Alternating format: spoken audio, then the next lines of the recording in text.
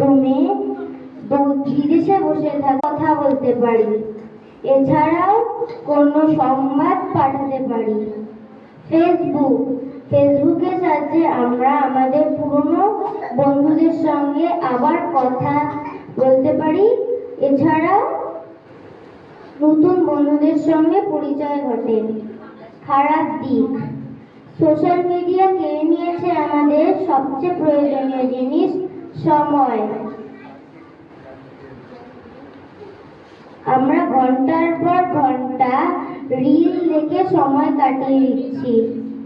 যে শিশুদের ছোটবেলায় মাঠে ঘাটে খেলে প্রজাপতি, জোনাকি ইত্যাদির পিছনে দৌড়ায়, রাতের বেলা চাঁদ তারা ইত্যাদি দেখে দিন কাটত, এখন তারা সে মুঠো ফোনে বন্দী। এতে তাদের সামাজিক ও শারীরিক বিকাশ সীমিত হয়ে যাচ্ছে। এবার আপনারা ঠিক করুন আমার কোন দিকটা আপনারা আপন করে নেবেন। নমস্কার।